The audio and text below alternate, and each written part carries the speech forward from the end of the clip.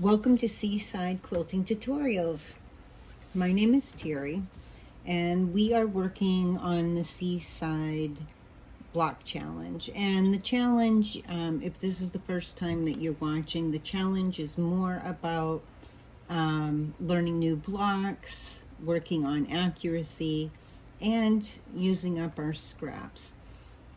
And if you don't have scraps because you're new at quilting, that's fine. Just pick up some fabric and practice away. These are fun blocks. None of them are overly hard in the beginning. They might look intricate as we go. I am trying to choose ones that have some interest, and when they're put together with multiples of them, they create really beautiful designs. The other thing is that the first few that I'm doing will be 10.5 inches finished. Each corner will be 5.5 inches unfinished. And so we just finished not too long ago our 2023 Seaside Quilt Along. And within there is 12 blocks that are 10.5 inches with the sashing around them, made them larger, of course, and then the borders.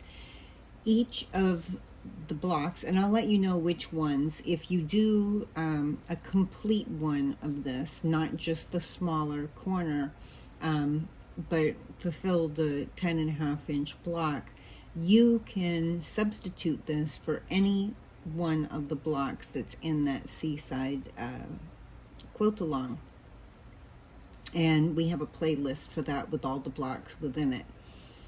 And the reason why I'm letting you know this is that if you didn't like a block that was in there and you would prefer one that I'm showing, these are sort of kind of bonus blocks, but at the same time just helping me to use up my scraps. And I will probably make a scrap one, because I think that's one of the perfect patterns for using scraps. I have problems putting scraps next to each other of different colors. My brain just doesn't work that way. So with the sashing that's around that particular quilt pattern, it breaks it up. And so it's easier for my mind to handle and work with, and looks prettier for me. Although I've seen beautiful, beautiful scrap quilts, they always look amazing to me, but when I go to implement it, I don't know, I just never seem to blend them the way that I would like. So anyhow, maybe it's because I don't have enough patience, I don't know. So anyways, the block for today, and like I said, I'm not doing a block every single day, and that's because, well, you know, real life happens and I must clean the house and cook and do all those other wonderful things, but also because I'm doing other tutorials, so sometimes my time is challenged. Even though my goal was to make a block every single day, I just will not be able to accomplish that due to I just have so many other things that I want to teach and show you. So I'm filtering these in as I can each week. Some weeks there'll be more, some weeks less. It just depends on what the project plans are. So I printed this out. I have software called AccuQuilt 8. Usually we just call it EQ8. And I love the software because I'm able to take blocks and put them together and see what it would look like for a full quilt. The printout of this, I wanted it to be large enough for you to see it. So this is the printout of a wall hanging size, or maybe a square table size. The end overall size is 32 by 32, and excuse the colors, I just went with what was in the software.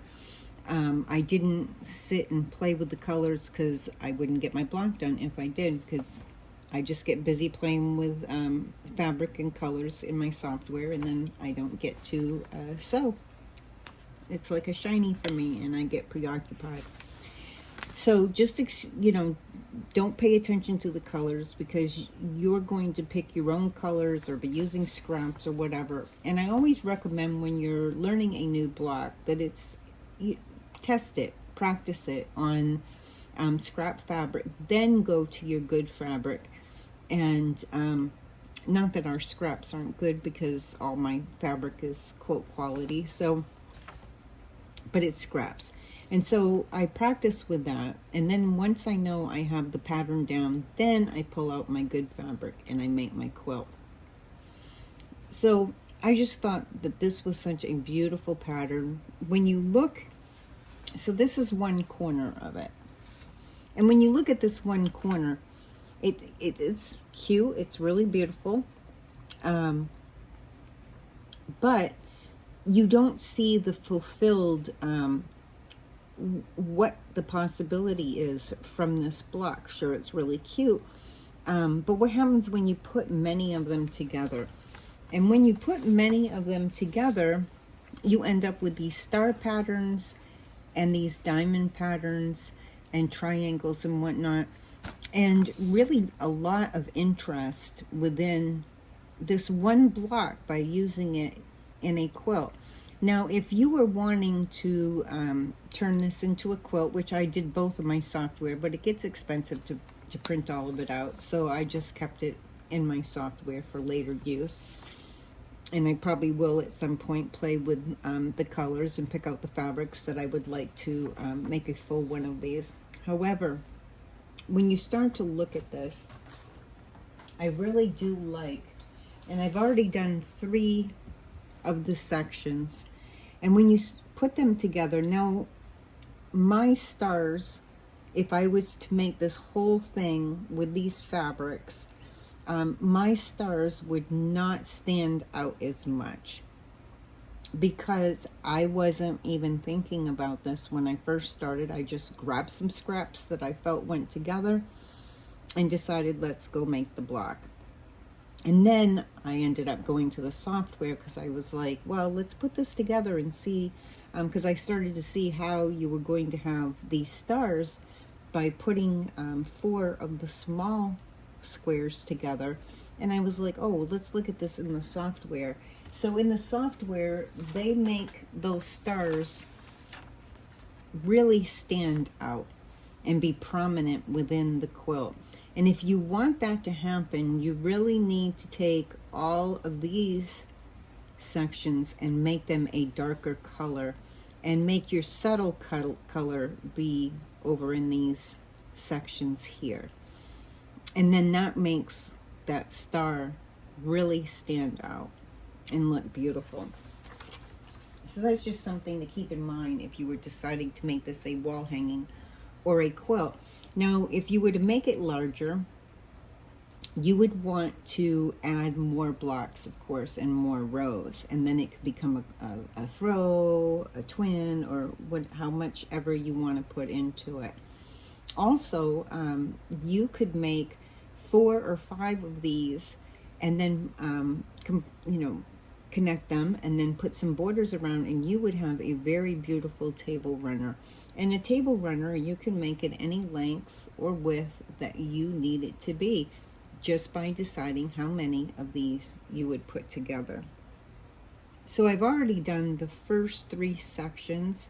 You, of course, could just make one for a practice, and the first few that I'm doing, each corner is 5.5 inches.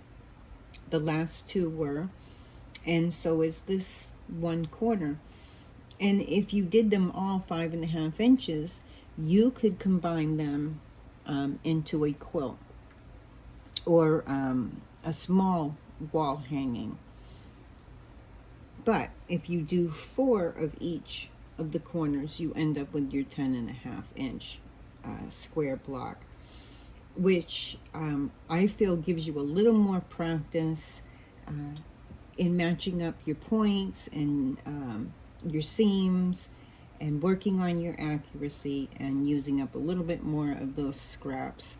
I'm really running out of this one. I have no more of this fabric at all. It's completely all gone now. I'm almost out of this fabric. I still have a little bit of the solid, and I have quite a bit more of this one, but I think this, I'm running into the last of this lime color. So there we go. I'm getting to use up some of my scraps, and that's really important to me, that I start using them instead of just having them pile up around me. I hate clutter. Okay, so let's get started on our block. Now, I'm not going to show you today how to make a half square triangle. I've done that and done that and done that, and so many of the quilts and table runners and so forth that we've been making. And so if you're not familiar, I do have a tutorial in our channel that you can watch that is just about how to make half square triangles. So I'm not going to keep redoing that part. However, I do want you to know what you need to cut out. And it will be down in the description area, so don't feel like, oh, you're going to miss it and have to rewatch it and try to catch the information. You can just click on the description area down below. I will have how much you will need of each one to be cut out, and what you need to square them up to. And I will also have the AccuQuilt cutting instructions. And right now I'm using the 5-inch Qube, but you could use any Qube. I will give you the numbers within that Qube that you need to use and how many you need to cut out. But I'm not going to give you that right now for the Qube, because you can just click on that. So anywho, you will need to cut out 16 1 3/4 inch little squares. And I know some of you are probably looking at that and going, oh my goodness, this is tiny pieces. I hate cutting tiny pieces. I get it. When I first began sewing, my mama said, well, if you really want to learn how to sew, if you can make Barbie clothes, you can make anything. I'll tell you what, I made some Barbie clothes for my sisters, and I can sew almost anything. Although the patterns are a little different than they used to be, they're a little more sometimes intricate than they used to be. More information in them. Anyhow, let's not go there. So you need 16 1 3/4 inch squares. They're not all that hard to cut out. Remember, press your fabric. Start your fabric. It makes it a little stiffer. These two, I think, were batiks, so they're a little, well, no, they're probably, no, these aren't batiks, never mind, skip that. But if you're using batiks, batik is a tighter woven fabric. It's a little stiffer, so it cuts better. It cuts better on the AccuQuilt system. It cuts better with your rotary cutter and your rulers, hands down. But your other fabrics really, really, really, really should get some starch. I can't say that enough. It keeps the fabric from shifting as much when you're trying to cut it and when you're working with it and folding it and all that kind of stuff. So 16 1 3/4 inches. Then you're going to cut out, so for the smaller half square triangles, you are going to cut out 8 each of dark and light. The dark you would want to be your points, okay, and the points are the ones that are going to be sticking out, and it doesn't matter. You just need to make your half square triangles, and then 8 2, and they're going to be 2 1/8 inch squares. 2 1/8. Remember, you can go to the description and you can look, and everything will be right there printed for you, and you can take a snapshot of it and go away and make your block. You will square these up to 1 3/4 inches. So these will be the same size as these little squares. So these are 16 1 3/4 inch squares. Your half square triangles, when you make them, will be squared up to 1 3/4 inches. So 8 each of light and dark, 2 1/8 inch. So these are the larger ones. Let me just bring this back so that you can see it. So you'll need a light and dark of these as well, okay? And you will need 4 each, cut at 3 3/8 inches, and they will be squared up to 3 inches, okay? So let's go ahead and start putting these together. These are so much fun. So you're just going to take one of your, and it's easier if you put them together like this, so that you can see how they need to be sewn together, okay? This is how I usually take a block, and I usually prepare it so that I can see visually how I need them to go together. It just makes it so much easier for me. I can just grab them and I can chain stitch them together. So this is what it's going to look like if you're setting them up to be sewn. And usually what I'll do is, these are already made into your half square triangles, so these are each of your corners of the small one. And then you're going to take these, and I'll sew these two together, those two, and then I will put those 2 rows and these 2 rows together, and then across this way. So let's go ahead and do that. And I'm just going to fold it over. And you just want to remember which side you're sewing. So you're going to sew, and remember, we're using a scant 1/4 inch, and we're using stitch length 2.0. I've got threads all over me today.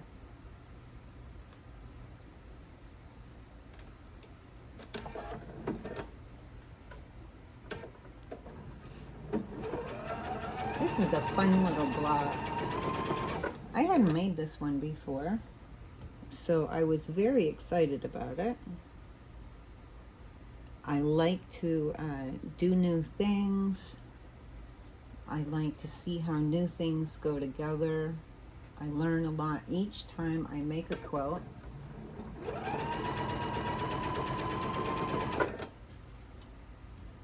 And once again, I'm just gonna leave these here for now, and I'm gonna come down and I'm gonna take these and I'm gonna do the same thing. I'm gonna fold it over and do my scant 1/4 inch.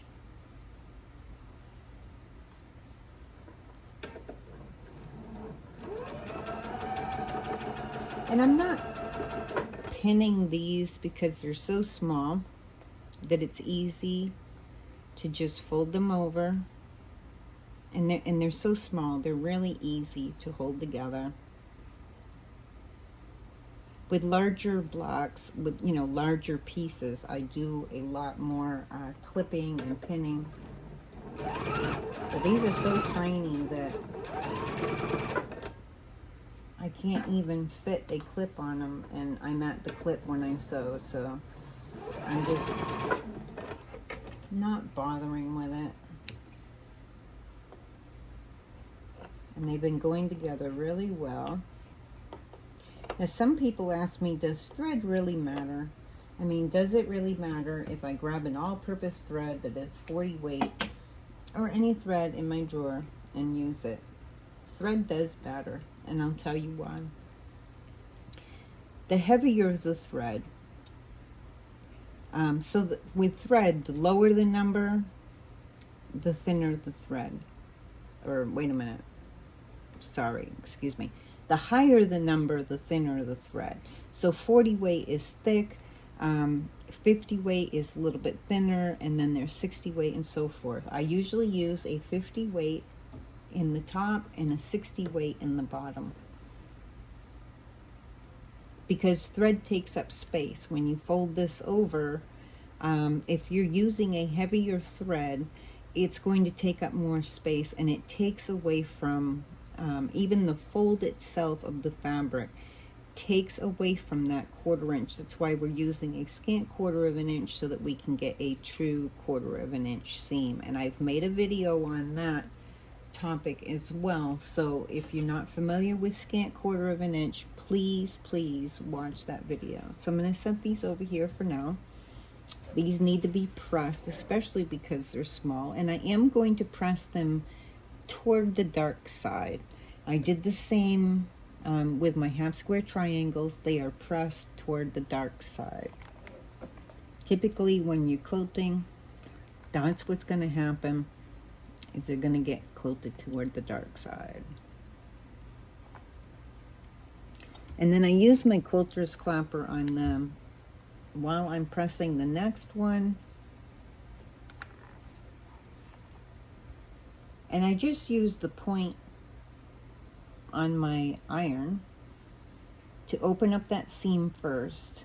So I'm not ironing, but just pressing so I don't stretch my fabric and cause it, you know, to be kind of lopsided. You don't want to do that. You want everything to stay squared up. All right, so we'll get these pressed. And, you know, I like to put on an old movie or some nice music and be all relaxed. And I could sit and sew for days. Except my dogs constantly want to go out. But, you know, other than real life things, I could just sit and quilt and quilt and quilt. I just find it so relaxing. And I know not everybody is a quilter. That's why we are doing sewing projects as well. Because not everybody is a quilter. Some people just enjoy making things and sewing. So we do that as well. Okay, so we have these 4 sections put together. I just have to look at my other one, make sure I got them going the right way. And so you're going to put these in the direction that they need to be in for the block, just like so. And our seams are going in opposite directions. Remember, that makes it easy to fold it over and butt those seams up against each other. And I do use a pin for this part. I lost a pin earlier. I need to find it to make sure that the puppy doesn't end up finding it. Sometimes my cat steals them and throws them all over the place. And if I leave a quilt out on my long arm, she literally, because she doesn't like to be poked with pins, she literally will go over and pull my pins out, and she sets them into a little pile. She's pretty neat about it. She sets them into a little pile to the side so that she can make room for her to lay down. My little princess cat. She thinks all sewn and quilted things belong to her. So you're going to take that, you're going to take your pin, put it in there, make sure that it is lined up with the seams, and if not, you can see your pinhole and just move it over a little bit. Make sure that your pin is nice and straight in there. And I am now going to use a clip to put on this end to hold these 2 pieces together. And then I will do my scant 1/4 inch across there. And I'm going to do that on both of these. Remember, you want to sew close to your pin, but not hitting your pin, but as close as you can get to it, so that your feet are holding down that seam. And then you can ease your pin out and continue to sew until I get up to that clip. And then I can take that clip out and set that aside.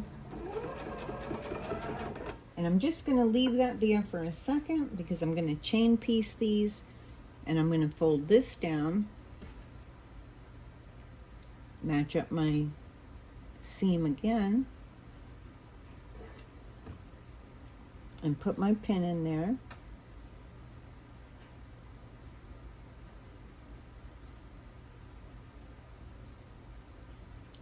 And it's nicely lined up this time. I didn't have to adjust my pin. Put my clip on the end. And we'll do our scant 1/4 of an inch.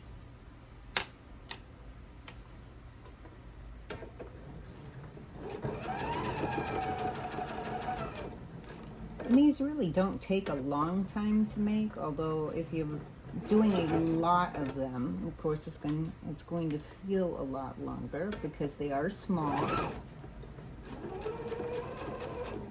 And typically when we've been doing 10.5-inch blocks, they've been bigger pieces going together.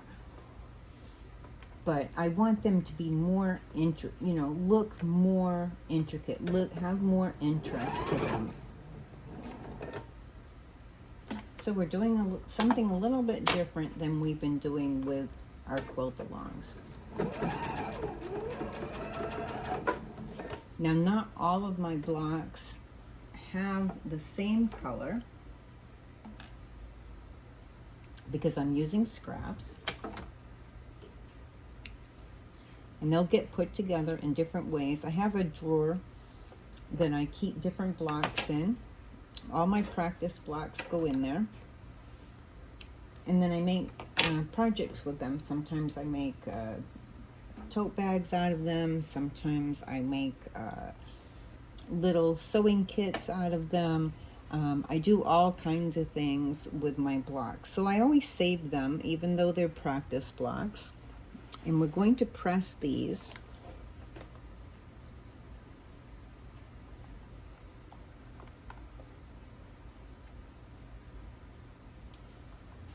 Whoops. That little thing tried to fly away.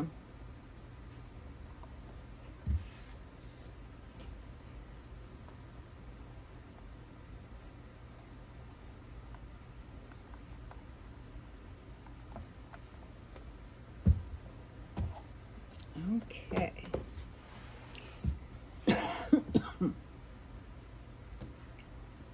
So, let's go back. I gotta look at my picture here. So these are gonna go together just like this. And I kind of did mine where what I feel is my darker fabric is going down toward the center, and then the lighter ones going out here. And these will end up being your points for your stars. So you'll want something that stands out a little more than what I did. That's if you want your stars to really stand out. If you want them to be subtle stars, which is what these will end up being, you can definitely do it opposite. So now this is going to go together like this. These two are going to get sewn together, and these two are going to get sewn together. So I'm just going to fold them over. There's no seams to match up this time, but I will put a clip down at this end, and I will sew a scant 1/4 of an inch across there to join these together.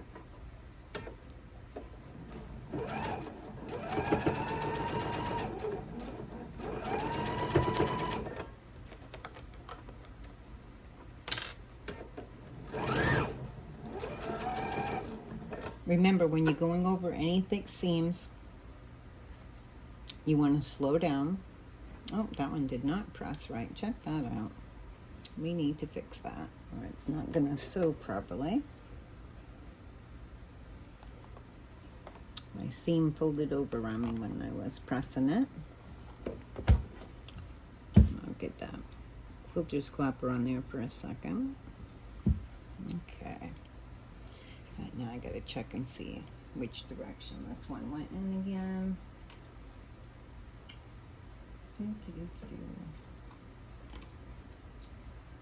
Let's see, I sewed the top one. Okay, this one's going on this side. That's going on that side. There we go. And then so we're just gonna flip this one over to here.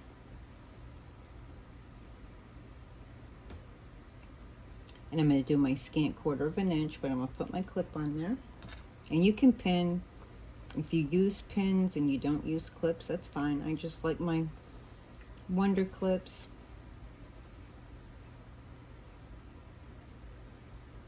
And I'm going to put one down here just to keep this lined up. I was looking a little askewed.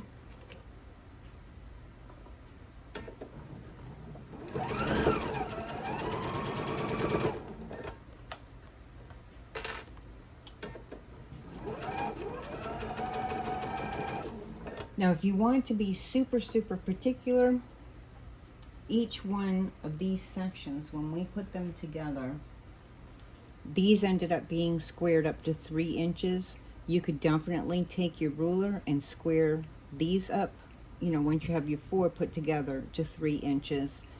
And then once it's all put, this corner is put together, square that up to 5.5 inches unfinished. And then once all 4 corners are put together, you would square that up. And you're not taking a lot off, it's just little tiny slivers. But for the sake of doing the video and showing you the block, I'm not bothering with that.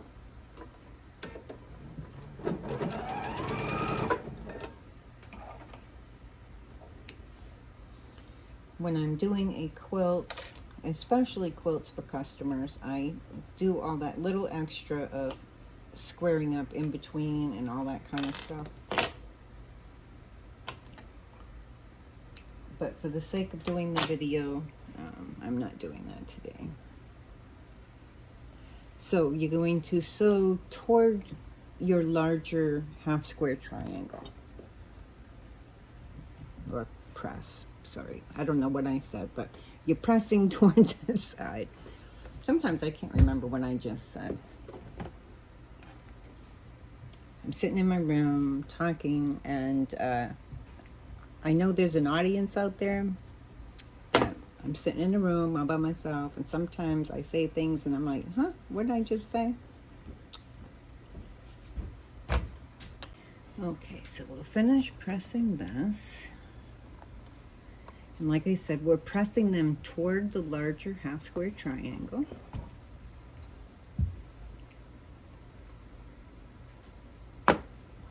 And then these get put together. Just like this. So once again, that center, our center seams will be going in the opposite directions. Let me move the camera back over here. So I'm going to butt them up against each other, put my pin in there, and I always double check. I can tell that did not go in straight. And you can see how it's away from the seam just a little bit, but when I pull that pin out, I can see my pinhole, and I just move it over just a little bit so I can have my seams lined up. And I will put a clip down at the end to hold those together until I get there. Line my raw edges up here, and I'm going to do a scant 1/4 inch. And it looks askewed. I don't want you to think that it is. It's not. It's just the way that bottom piece was laying. So you just want to make sure all your raw edges are even together.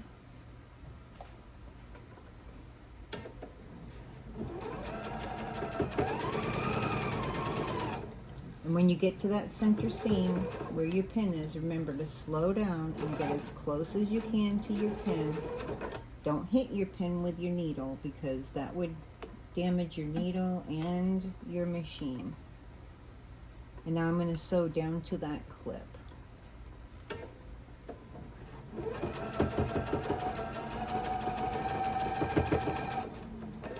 We're trying to figure out how I can get a camera to look down from above so that my fingers wouldn't always be in the way when I'm doing projects. I just don't have the equipment for it. So we're looking into that. I have to stay within my budget for doing these things. Okay, so now I'm going to, well, first press this. And these, when I get them the right way, are going to go together just like this. Okay? So I'm going to have my half a diamond here.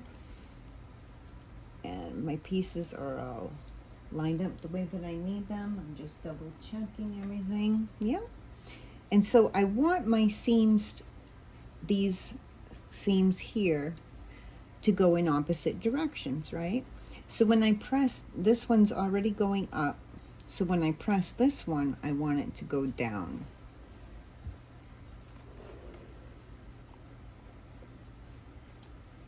And it's so much easier, less bulky, but it's also easier to match up those seams if they're going in opposite directions for you. Now, there are some times when you're quilting that doesn't all work out that way, where they are going in the opposite directions. But I do my best on all my quilting to make sure that they're going in opposite directions, to line them up. And I got to get it back together. There we go. Do I have them going in opposite? I do. Okay, life is good.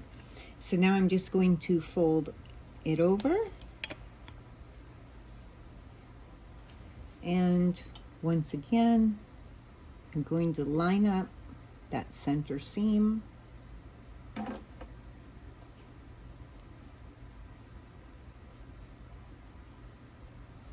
And let me just double, whoops, pulled my pin right out.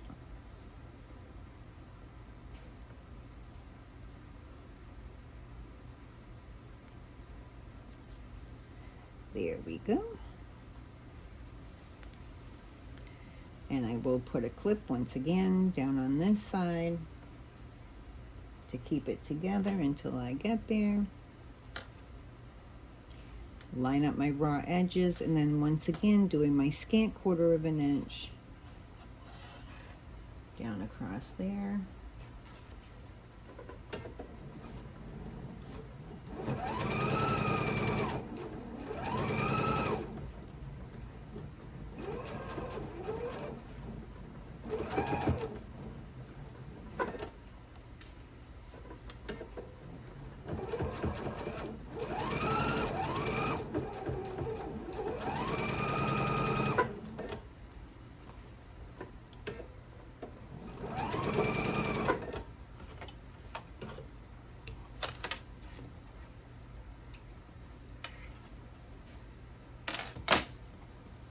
And I'm quickly going to fix that. Now, usually what I do is I have multiple quilters clappers. So I will leave, when I do these blocks, I will leave a quilter's clapper on any thick seams for a little bit longer. Okay, so now that we're going to put these together, the top row, I have my center seam going towards the left. So I need this center seam down here going toward the right. That way my seams will be going in the opposite directions. And I'm just going to finger press that a little bit. And then I will give it a good press. And then we will put our rows together. Now, if you're only making that one corner, the 5.5 inch unfinished size, that's totally fine. I totally get it. It will give you practice on making this particular block.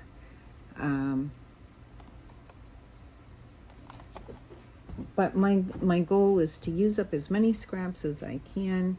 And also, I'm enjoying seeing how these blocks, when they're put together. Now you can, as you learn these blocks, you can make them larger. But So if you made your, you know, all of these corners larger, then when you put them together, it ends up creating a quilt that way. But I'm really enjoying seeing how these smaller blocks that become a 10.5-inch square, how when they go together, and like in the picture, when you make a lot of them, how it's going to make this really intricate design and quilt. Yeah. Or table runner, or wall hanging, or you can even make them and then cut them out, like use a pattern like the reversible bag pattern. You could make enough of these that you end up with this, you know, the width and the length that you're going to need it for each side of the reversible bag, and you could have it be a quilted bag this way, which is always fun too. So there's a lot of ways that you can use up your scraps and your blocks. Okay, let me double check. And I'm getting this lined up. I want it to look nice and pretty. Now this is the instance when this seam is not going in opposite directions, and it will end up being a little bit bulkier. I don't remember that. Oh, that's because I'm doing the center. Never mind.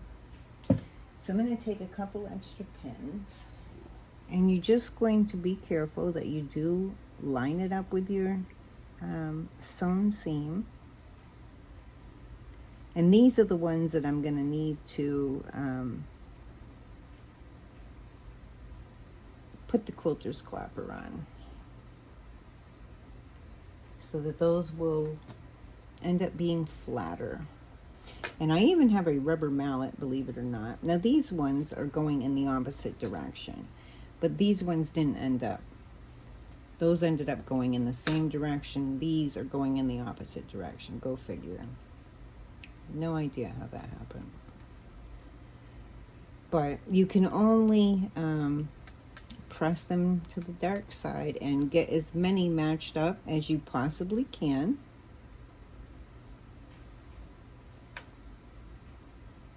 Double check that. Oh, actually, there's even more seams as we go out this way. I'll need a couple more pins.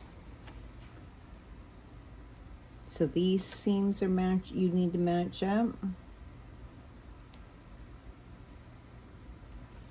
And then down here, these two seams will need to be matched up. So it's going to have plenty of pins in it as you go across to keep it all nice and even.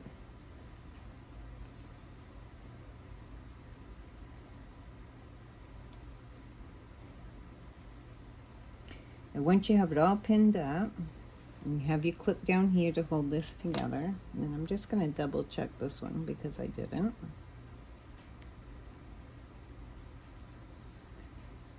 I can tell when it goes next to a seam on the top, but it's when it pokes through the bottom. Sometimes you can't tell unless you open it up and you look inside to see where your pins landed. Sometimes it goes in a little crooked. So line up your end, and then you're going to stitch a scant 1/4 of an inch, and just go slow because you want to go up to a pin, ease the pin out, because you need your feet to hold those seams in place instead of your pin as you get to them.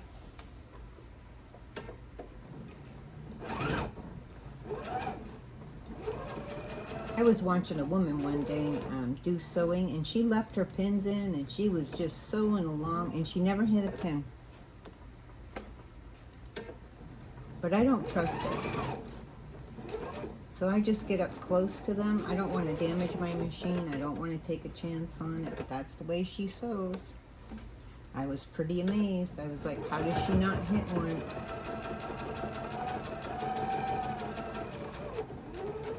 But I know from working for the Husqvarna Viking company that it costs a lot of money to repair your machines.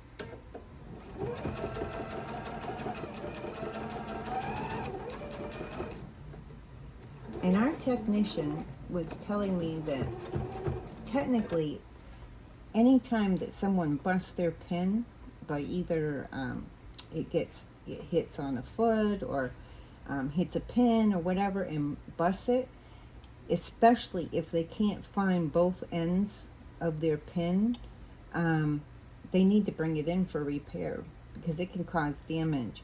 And also it can cause damage if you hit a like if you weren't paying attention and didn't have your needle lined up where it's going to go through the hole and accidentally hit your foot, which I had happen one time. You need to take it in and check your tension because it can really mess up your tension rod. So I do my best not to have anything happen to my machines. And then I just do my regular maintenance with them. And that's expensive enough, I'll tell you what. And because I sew a lot, my machines go in about once every year or year and a half for maintenance. If you don't sew a super lot, then they can go a little bit longer, but I sew a lot.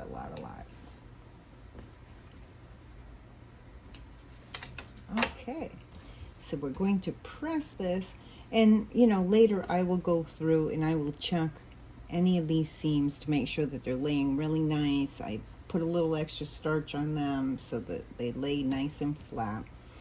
But for right now, I'm just going to finger press it open. Oh, that went and puckered on me. Darn. All right, I'm not going to do it right now in the camera, but let me just show you. Somehow I muffed up right here. See how that's crinkled just a little bit?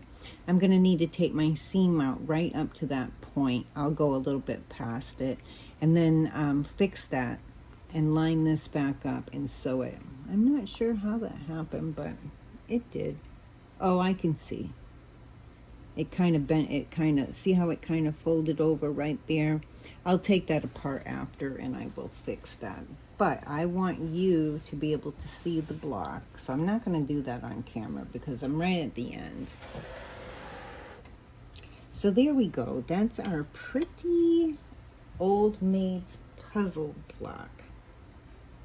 So this one section, this one corner is called the Old Maid's Puzzle.